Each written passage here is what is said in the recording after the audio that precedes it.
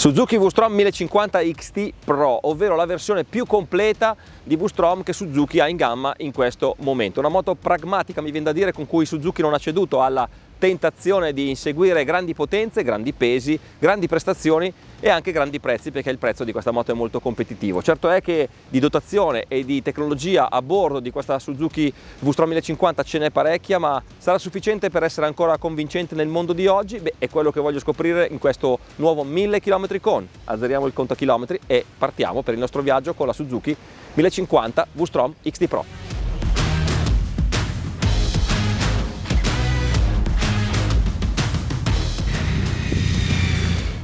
Sì, tecnologia e qualità e anche sofisticazione tecnica. Quello che va tenuto presente quando si acquista una moto è che non si compra solo un insieme di pezzi di metallo, ma il modo e il materiale in cui sono realizzati quei pezzi di metallo ha un suo valore. Qualche esempio: il telaio di alluminio e il motore V di 90 gradi, molto più costoso da realizzare rispetto a un bicilindrico in linea, sono due elementi di sicuro valore aggiunto.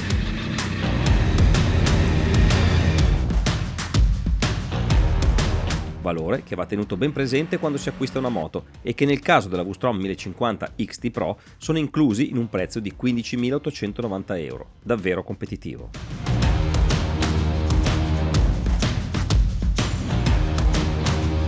Soprattutto se pensiamo che l'equipaggiamento prevede, tra le altre cose, il tris di borse di alluminio, le barre paramotore, il puntale di alluminio e le pedane del pilota maggiorate e regolabili. Insomma, non le manca proprio niente per essere una Globetrotter fatta e finita.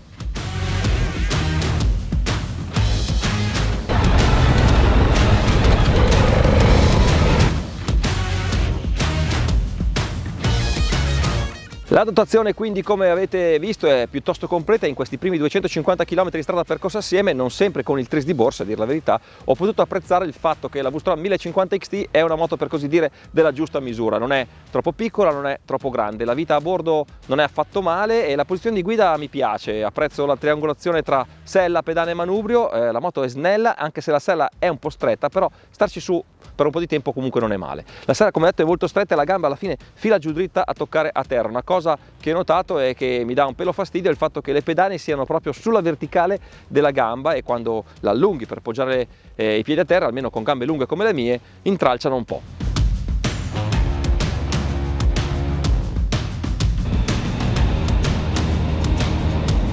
La misura è quindi giusta, perché effettivamente la Suzuki V-Strom non mette mai in imbarazzo per dimensioni e peso, anche nella guida in città, dove ovviamente preferisco però usarla con il solo top case per limitare gli ingombri laterali. Ma anche con il tris di borse ci si muove bene, borse ben fatte, devo dire, veloci da montare e con un ottimo rapporto capienza-ingombro. La V-Strom è estremamente agile, si muove svelta, ha un avantreno super rapido, quasi da motard, senza però averne difetti, miscelando quindi al meglio gli ingredienti di una ruota da 19 pollici con quelli di una ruota da 17. E poi c'è il motore, il V2 da 1050 cm3 offre 107 cavalli, non moltissimi vero, ma più che altro il dato interessante è che i suoi 100 Nm sono erogati a soli 6.000 giri, regime molto favorevole. Bassi e medi sono infatti i suoi regimi preferiti, quelli in cui il motore non fa sentire mancanza di ulteriori prestazioni, mentre agli alti il V2 tende un po' a sgonfiarsi nel lungo. Alla fine un mix corretto per chi con la moto vuole farci un po' di tutto, anche in coppia. Da segnalare che usandola in due il telaietto delle borse laterali è molto vicino alle maniglie del passeggero.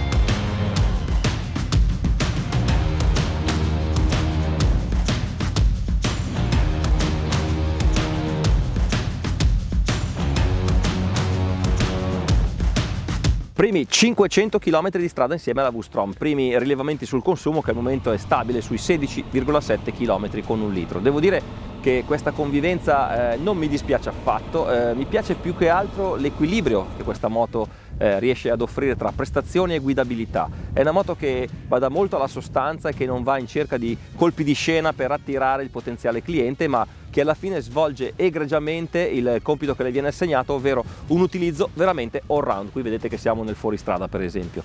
Motore che fa il suo, il V2 di Suzuki, ormai merce rara in questo segmento, gira fluido, brillante. Devo dire che rispetto alla moto che provammo in comparativa, che era un Euro 4, questa che è in versione Euro 5 ha una gestione migliore del gas. La mappatura A è ora comunque sportiva, ma meno afflitta da un on-off, quindi è più gestibile. La B è per i tutti i giorni, la C non mi piace moltissimo perché è un po' sgonfia.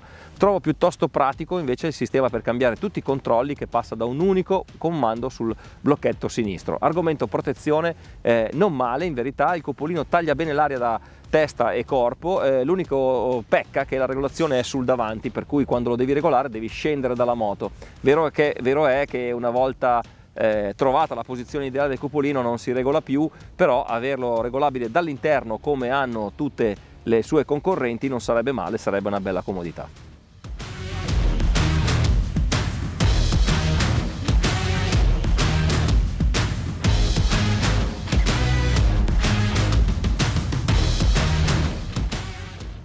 Già che ci siamo, affrontiamo anche il discorso fuoristrada. La V-Strom ovviamente non si tira indietro, polvere e sassi non la spaventano di sicuro. Diciamo però che a mio parere il suo habitat perfetto è più il liscio bitume che la sassaia. Belle le pedane maggiorate dell'XT Pro, offrono in effetti un ottimo supporto, però nella guida in piedi il manubrio è un po' troppo basso e se si alza il ritmo qualche spanciata e qualche fondo corsa arrivano inevitabilmente. Consiglio quindi di non andare a cercare l'estremo, ma limitare l'off-road a un utilizzo turistico. Tornando al discorso iniziale sulla dotazione, va sottolineato che nella cifra richiesta la Suzuki V-Strom 1050 XT Pro vi dà una suite elettronica davvero molto completa. L'ABS è a funzione cornering e offre 2 mappature, 3 le mappature del controllo di trazione, che può essere anche disattivato, 3 le mappature del motore. Ma poi alla voce di serie troviamo anche manopole riscaldabili e cruise control. Unico assente, ingiustificato, il cambio elettronico.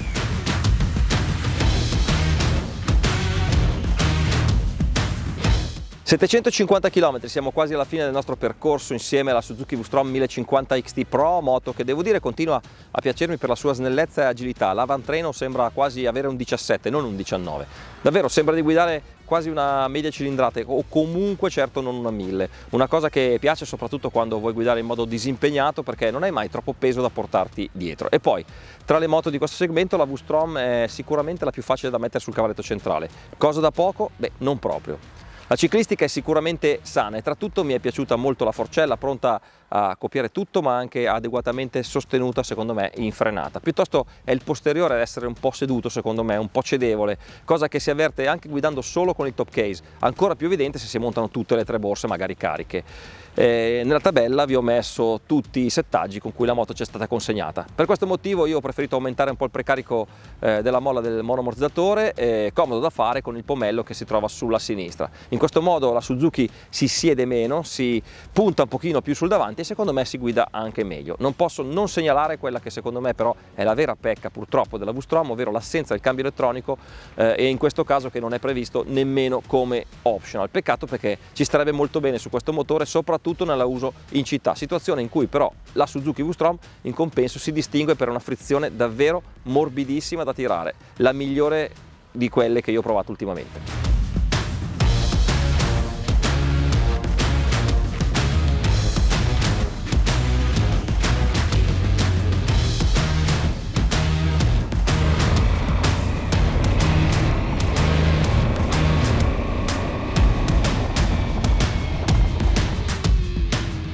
Arrivati fino a qui affrontiamo ancora la voce consumi, stabili ancora a 6,7 litri per 100 km in un utilizzo misto e anche abbastanza allegro devo dire.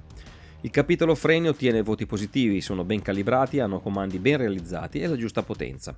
L'anteriore mi piace perché frena forte e non ingaggia troppo la forcella che affonda con parsimonia. Il posteriore a mio parere sa essere sia il perfetto compagno di viaggio sia il perfetto compagno per una smanettata.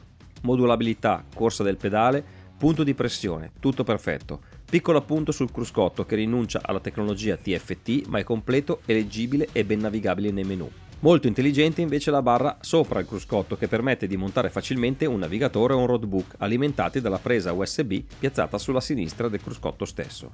Un piccolo upgrade lo meriterebbe invece il faro anteriore che ha un fascio luminoso potente sì ma anche piuttosto compatto.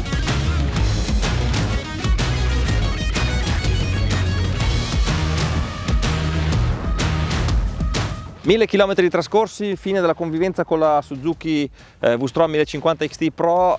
Cosa dire alla fine di questo viaggio percorso insieme? Beh, ci sono tante cose che mi sono piaciute della Maxi Enduro o Mid Enduro o Midi Maxi, come la vogliamo chiamare, Enduro Suzuki, moto che fa dell'agilità e della facilità di guida sicuramente i suoi punti di forza. Sono le cose che mi sono piaciute di più, in particolare l'anteriore, la velocità di esecuzione che ha anche quando la guidi in città, sembra una moto davvero di cilindrata inferiore. La dotazione sicuramente molto completa, soprattutto la cifra a cui viene venduta, difficile trovare di meglio, anche a livello di elettronica che funziona secondo me abbastanza bene, è semplice ma fa quello che insomma deve fare un'elettronica su una moto di questo tipo. Di sicuro è una moto molto snella, una moto che magari ecco in due per fare lunghe percorrenze non è la top del segmento, ma detto questo è una sella su cui ci si può stare anche per lunghe ore. La protezione aerodinamica niente male, peccato che il cupolino si debba regolare scendendo dalla moto. Cose che io migliorerei sicuramente: mettergli i quick shifter, una cosa che non può mancare su una moto di questa categoria ormai, anche se non così costosa come la Suzuki V-Strom 1050, e anche un po' devo dire l'illuminazione notturna, perché il faro davanti è un po' piccolino e quando si viaggia di notte l'illuminazione della strada non è al top della categoria, cosa importante secondo me, perché con queste moto ci si viaggia, e quando ci si viaggia anche di sera. Cose invece super top da cui magari altri dovrebbero prendere ad esempio: la frizione sicuramente idraulica, fatta benissimo, funziona benissimo, stacca bene ed è super morbida, e questo ovvia in parte alla mancanza del quick shifter, e anche secondo me l'impianto frenante che funziona molto bene, anche con l'ABS che modula in un modo molto educato, non pompa tanto sulle leve. Anteriore molto ben calibrato, posteriore preciso nella risposta del pedale e con la lunghezza giusta, la corsa quella che piace a me, è il posteriore che io vorrei su tutte le moto. Quindi moto completa sicuramente, moto che a livello di qualità-prezzo regala molto. Come detto, Suzuki non va a cercare numeri eclatanti, non va a cercare soluzioni eclatanti da urlo, va dal sodo, ma è un sodo che a questa cifra sicuramente vale davvero. Questo è più o meno quello che mi sono appuntato in questi 1000 km percorsi con la Suzuki V-Strom 1050 XT Pro. Se avete qualcosa da chiedermi ancora non c'è problema, sono qua sotto nei commenti. Noi ci vediamo al prossimo video.